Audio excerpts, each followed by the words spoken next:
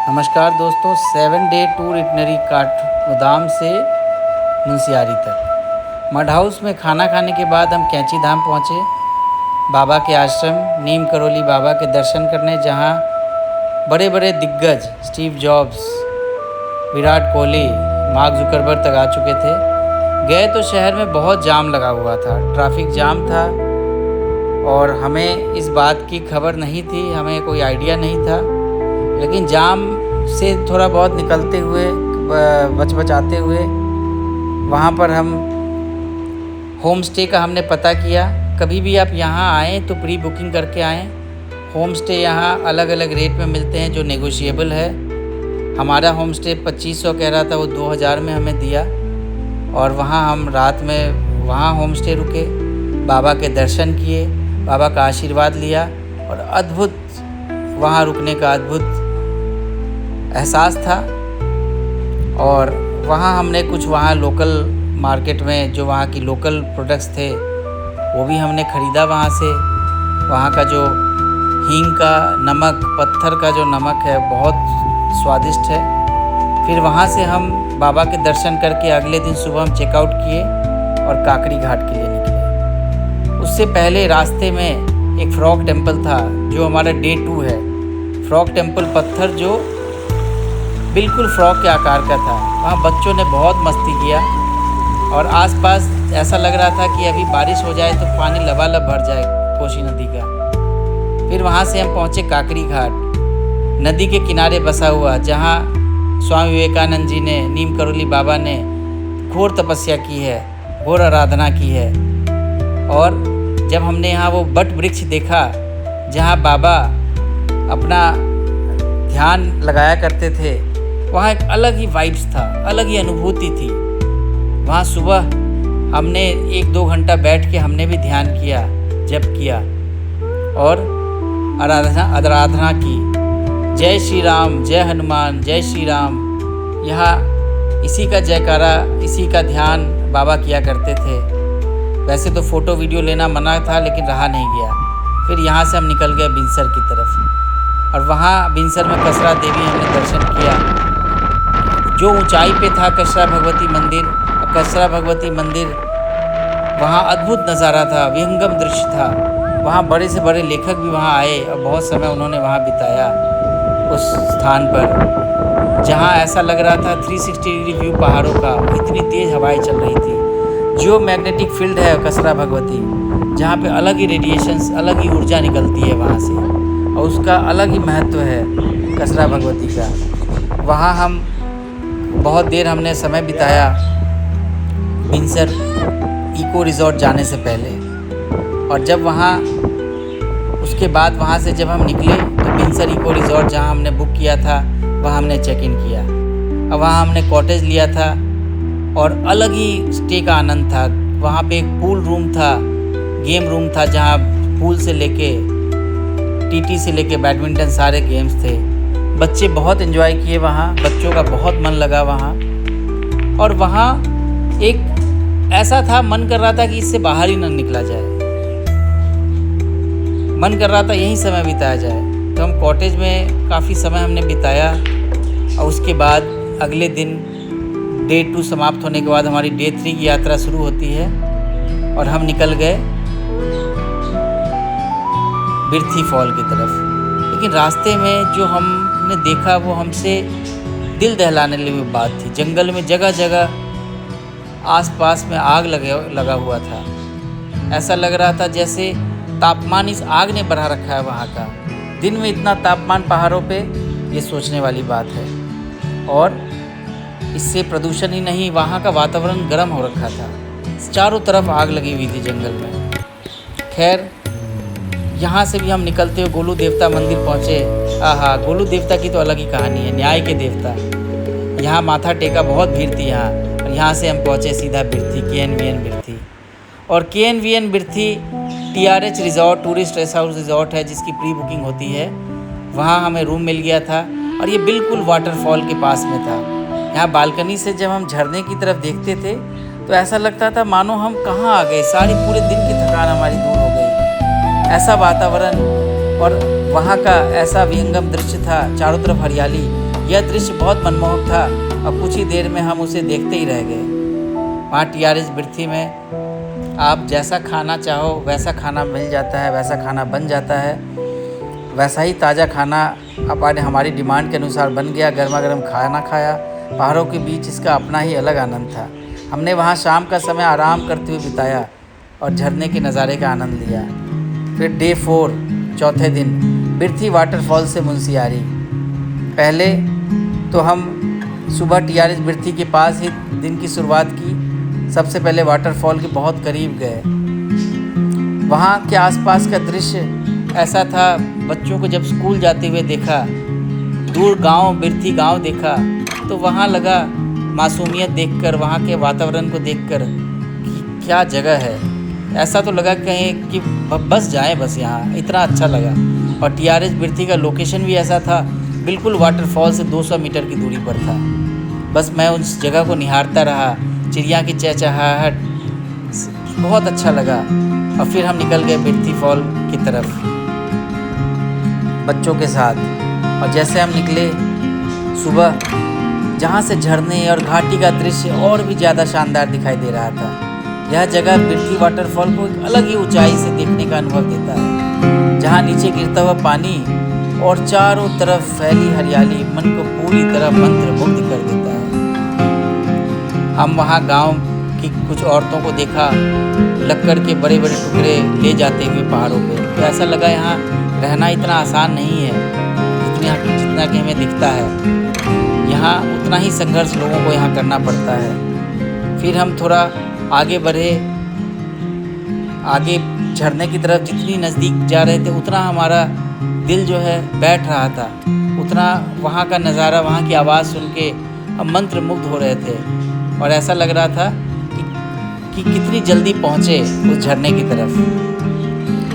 चारों तरफ हरियाली और ऊपर से दूर बहता पानी, गिरता हुआ पानी और खल उसकी आवाज़ मन को छुए जा रहा था। लेकिन जैसे ही हम आगे बढ़े तभी हमारी नज़र वहाँ एक प्यारी सी बच्ची पर पड़ी जिसका नाम था काव्या। उसने वहाँ हमें गीत सुनाया और उसकी मासूम आवाज़ और उस गीत की सरलता से पूरा माहौल और भी भावात्मक और यादगार बना दिया। ऐसा लग रहा था जैसे वो बच्ची हमारा ही इंतज़ार कर रही थी। इसके बाद हम और आगे बढ़े स्काई वॉक पर गए। वहाँ आगे जैसे हम बढ़ते हैं पहाड़ों के ऊपर, तो स्काई वॉक बना हुआ है ऊंचाई पर। और हमारा तो उद्देश्य था कि उस स्काई वॉक पे और पूरा वक्त बिताएं। तो धीरे धीरे हम आगे बढ़ते गए और जैसे ही हम आगे बढ़े, स्काई वॉक के पास बढ़े, बच्चों को वहाँ बहुत मन लगा। बच्चों ने बहुत एंजॉय किया।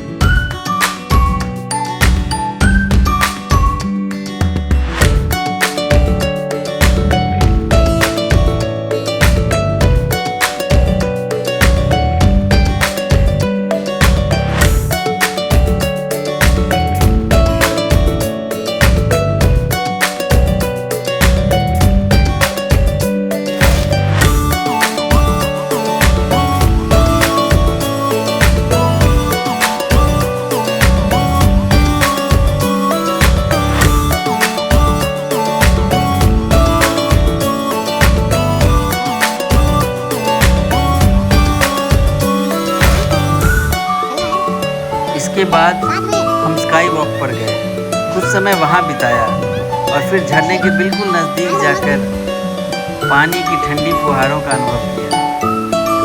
स्काई वॉक पर बच्चों ने बहुत मस्ती किया। ऐसा लग रहा था जैसे हम किसी मंच पर हैं और दूर देखता हुआ झरना और उस दृश्य को और मनमोहक बना रहा था। सबसे ऊंचे मंच पर थे।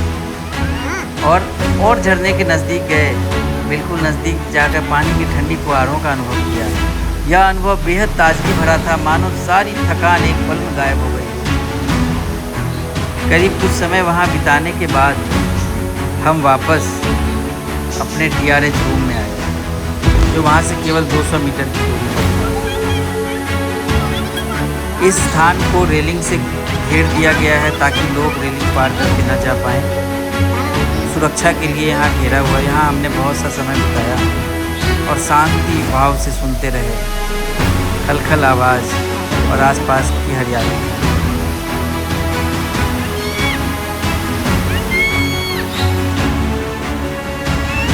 एक बार तो ऐसा लग रहा था कि ये क्षण और क्यों न थोड़ी और लंबी देर हम यहाँ रुकें, क्यों न और थोड़ा वक्त यहाँ बिताएं।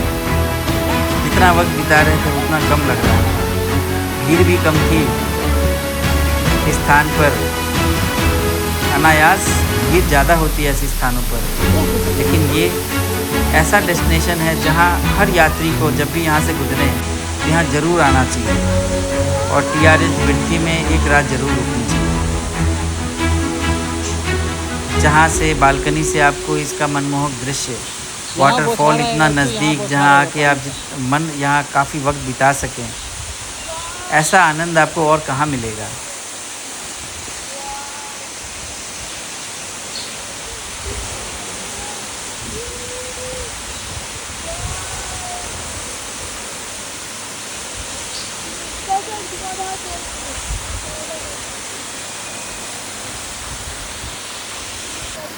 अब इसके बाद रुकने के बाद हमें ध्यान आया कि अब हमें लौटना चाहिए, क्योंकि हमें आगे मुंशियारी भी जाना था।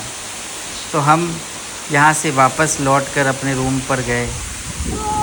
वहाँ हमने नाश्ता किया और वहाँ से लगभग 10 बजे हमने वहाँ से चेकआउट किया और मुंशियारी की यात्रा पर निकल गए।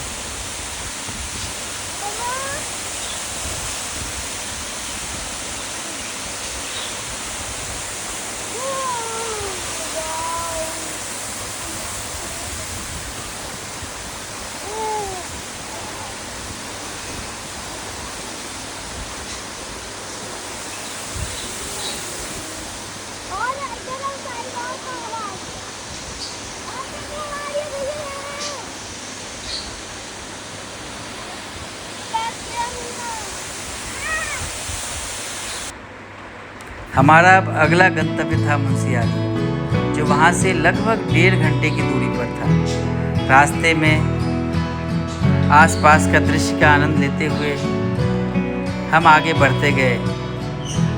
सबसे पहला स्थान जो हमें मिला वो था ट्रेकिंग पॉइंट थामड़ी कुंड। यह एक प्राकृतिक तालाब है जहाँ लगभग 2-3 किलोमीटर का ट्रैक करके पहुँचा जाता है। यह जगह बहुत ही दिव्य और शांति मानी जाती है, लेकिन यहाँ एक नियम है कि तालाब में नहाना या पानी को छूना सख्त मना है।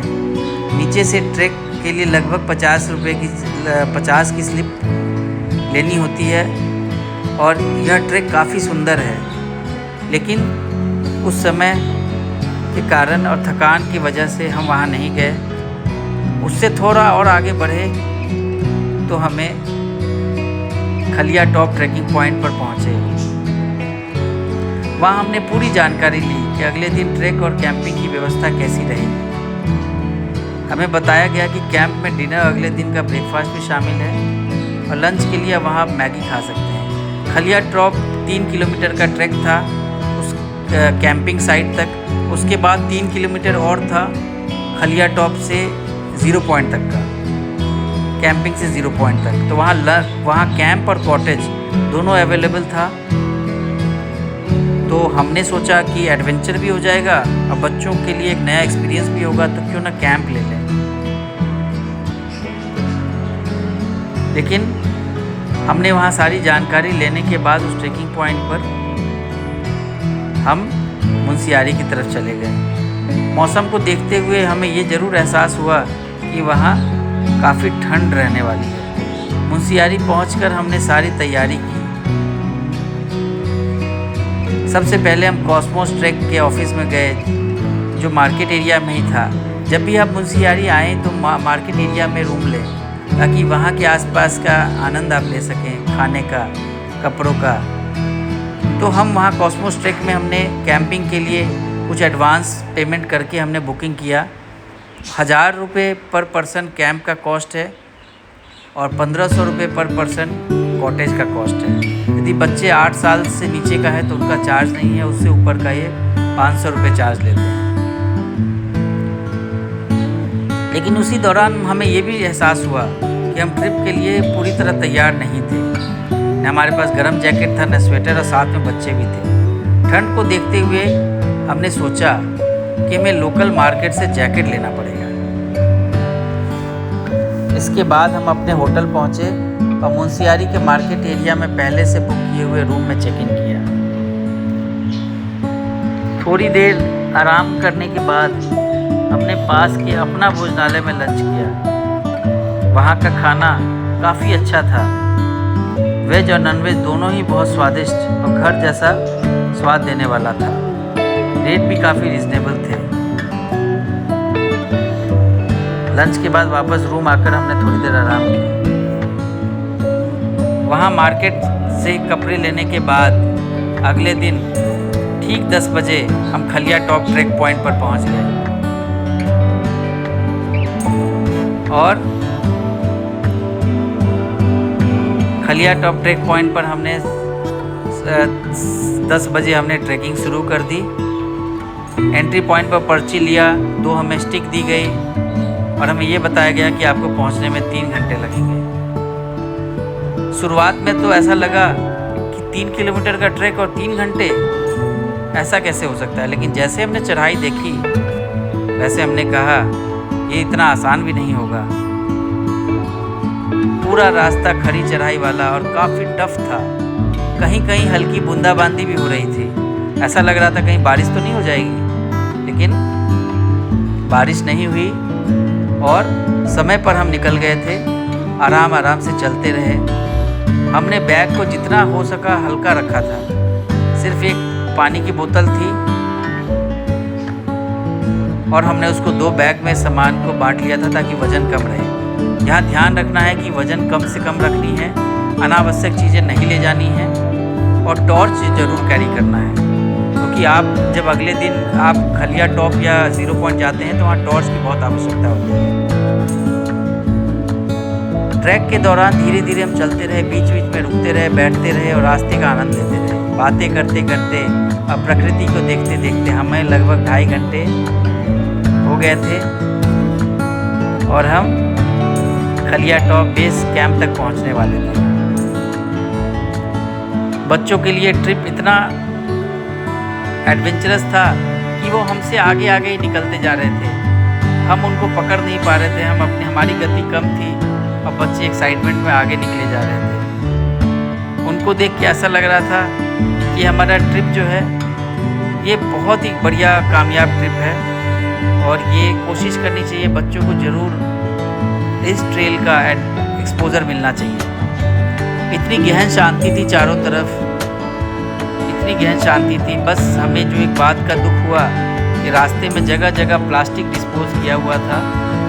जो हम कोशिश कर रहे थे जितना हो पाया हमने उसको इकट्ठा किया और ऊपर कैंप साइट पे जाके हमने उसको डिस्पोज किया। बच्चे हमारे साथ थे तो उनको भी एहसास दिलाया कि यहाँ पहाड़ों पे कभी गंदगी नहीं फैलानी चाहिए। और इस तरह हम अपनी ट्रैकिंग साइट पर हम ऊपर चढ़ते रहे, अपने गंतव्य स्थान तक जाते रहे। और हमने एक और चीज़ यहाँ गौर की कि यहाँ लोग संगीत सुनते हुए जा रहे थे, जो हमें ये रियलाइज़ हुआ कि पहाड़ों पर जितनी शांति रखी जाए उतना अच्छा है। उससे पहले जो ट्रैक था वहाँ पर म्यूज़िक सिस्टम ऊपर ले जाना अलाउड नहीं था, बट यहाँ ऐसी कोई नियम, ऐसी कोई पाबंदी नहीं थी जिसकी यहाँ भी ज़रूरत थी। और हर ट्रैक के पास मिट्टी का भी रास्ता था, जिस रास्ते से खच्चर यातायात का सामान ले जाया करते हैं। वो रास्ता भी आसपास बना हुआ था। लेकिन हमें ये रास्ता देख के ऐसा लगा कि मानो बहुत जो है कम लोग इस ट्रेल पे जाते हैं। जाते वक्त कुछ और यात्री भी थे, कुछ तो वहीं वहीं के थे, लोकल पहाड़ के थे, वो अनायास ही बहुत सहज तरीके से ऊपर चढ़े जा रहे थे। हमें लग रहा था कि ये ऐसा कैसे। हम बहुत कोशिश करते थे कि हम आराम आराम से, लेकिन उनके साथ कंधे से कंधा मिलाकर ऊपर चढ़ते रहें, लेकिन थकान और हमें स्लो किए जा रहा था। हम तो इस सफ़र को एंजॉय कर रहे थे, इस वातावरण को एंजॉय कर रहे थे। कई जगह बीच बीच में शेल्टर पॉइंट बने हुए थे। यदि बीच में बारिश होती है या आपको कहीं बैठने की आवश्यकता पड़ती है तो उस शेल्टर पॉइंट्स पर आप रुक सकते हैं, क्योंकि हर उम्र के लोग को मैंने देखा इस ट्रेल पर जाते हुए। कहीं कहीं बीच से हिमालय पर्वत, अलग अलग चोटियाँ भी दिख रही थी। मौसम साफ था इसीलिए दिख रही थी और गहन शांति था। मैं तो वहाँ पर हिमालयन मोनाल ढूंढ रहा था, जो यहाँ का स्टेट बर्ड है। लेकिन ये आपको सुबह सुबह दिखता है, जब भीड़ कम होती है, शोर शराबा कम होता है। यहाँ जितने लोग आ जा रहे थे, वहाँ पर ऐसा मिलना, हिमालयन मोनाल दिखना बड़ा दुर्लभ बात थी। लेकिन हम आगे बढ़ते रहे इस एहसास के साथ कि अब गंतव्य आ जाएगा। रास्ते में लोगों से पूछते रहे और कितना दूर है, तो लोगों का यही जवाब होता था, अभी तो आपने शुरू ही किया है। 2 घंटे का सफ़र हो गया, फिर भी यही जवाब था, अभी तो आपने शुरू ही किया है। फिर मुझे एहसास हुआ कि अब हम नज़दीक आ गए हैं, अब ज़्यादा दूर नहीं है। तो असलियत में मुझे पता लगा कि लोगों को ऐसा लग रहा है कि हम 0 पॉइंट का पूछ रहे हैं, जबकि हमें जाना था कैंपिंग साइट पे। और हम 2.5 घंटे के अंदर कैंपिंग साइट पे पहुंच गए। और जैसे ही वहाँ पहुँचे, 1 घंटे के बाद बहुत तेज़ बारिश शुरू हो गई, बहुत तेज़ बारिश। मौसम ने अपना रंग बदल लिया। करीब 1 घंटे के भीतर इतनी तेज़ बारिश जो रुक रुक कर लगभग 2-3 घंटे तक चलती रही। ओले गिर रहे थे, तापमान अचानक काफ़ी गिर गया। उस समय हमें एहसास हुआ कि हमने सही निर्णय लिया, क्योंकि अगर हम कैंप में होते तो बहुत कठिनाई होती। हमने रिक्वेस्ट करके कॉटेज ले लिया था।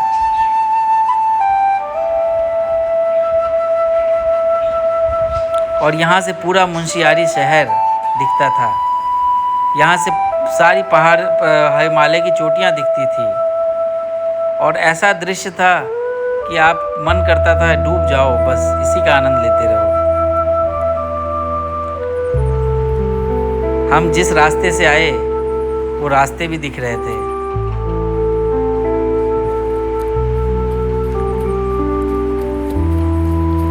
अगले दिन हम वापस जब उतर रहे थे, नीचे की तरफ लौट रहे थे, जो हमारा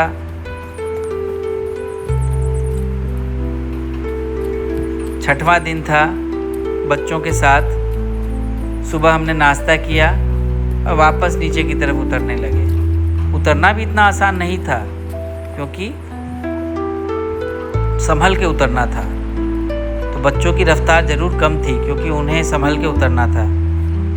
और हमें ये भी ध्यान रखना है कि हमें इस रास्ते में शॉर्टकट्स नहीं लेने हैं। जगह जगह मिट्टी वाले रास्ते थे, लेकिन वो फिसलन भरे थे।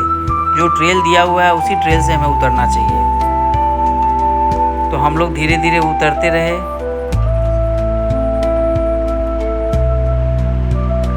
और रास्ते में हमें सारी चोटियां हिमालय की साफ दिखाई दे रही थी। करीब 1.5 घंटे बाद हम नीचे उतर गए और वहाँ से गाड़ी में बैठे और वापस हम निकल पड़े काकड़ी घाट की तरफ, जहाँ हमने रात में रुकने का फैसला लिया था। क्योंकि यहाँ से काकड़ी घाट लगभग 8-9 घंटे का रास्ता था और पहाड़ों पर आप 8-9 घंटे से ज़्यादा और रात में 7 बजे के बाद ड्राइविंग अवॉइड ही करना चाहिए।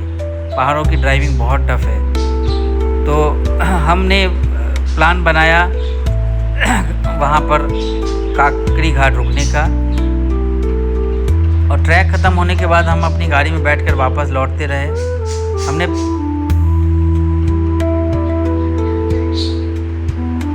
करीब 2 बजे के आसपास हम रास्ते में रुक के हमने लंच भी किया और फिर धीरे धीरे आगे बढ़ते रहे।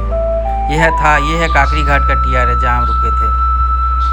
शाम करीब 7 बजे के आसपास हम वहाँ पहुँचे, जो वहाँ का वातावरण बहुत शांत और सुकून भरा था। और फिर वहाँ से अगले दिन सुबह हमें बताया गया कि आप 6 बजे तैयार रहिए, क्योंकि वहाँ कैंची धाम में आपको जाम मिल सकता है। तो हम 6 बजे तैयार हो गए, जबकि ट्रेन हमारी 11:15 पर थी और वो लगभग 2 घंटे की दूरी पर था। लेकिन जो होता है अच्छे के लिए होता है। रास्ते में हमने नाश्ता किया और हमें भीमताल में कुछ समय बिताने का मौका मिला। भीमताल, जहां हम 10 साल पहले कभी एक बार आए थे। वहां जैसे ही हम सरोवर में के पास गए, सुभाष पार्क के पास, वहां इतनी मछलियां थी तालाब में, देख के मन मुग्ध हो गया। फिर हमारा मन किया कि क्यों ना बोटिंग किया जाए। वहाँ हमने 500 की पर्ची ली और पैडल बोट लिया और बच्चों के साथ पानी में पैडल बोट पर हम वहाँ बोटिंग का आनंद लेते रहे। वहाँ पास में एक मंदिर भी था, जहाँ मंदिर में के पास तक हम गए पैडल बोटिंग करते हुए। और आसपास की पहाड़ियाँ, नदी, तालाब, इतना मनमोहक दृश्य था। सुबह की हवा में जो ठंडापन था, मन बहुत सुकून में बैठा था और समय भी हमारे पास पर्याप्त था। उसके बाद हम वहाँ से निकाट गोदाम के लिए, पहाड़ों की यादें, नए रास्ते, अनगिनत खूबसूरत पल, इसी के साथ हमारा यह 7 दिनों का सफ़र यहीं पूरा होता है। अगर आपको यह यात्रा पसंद आई हो तो वीडियो को लाइक और शेयर ज़रूर करें। चैनल को सब्सक्राइब कर लीजिए, क्योंकि अगला सफ़र जल्द ही शुरू होने वाला है। धन्यवाद।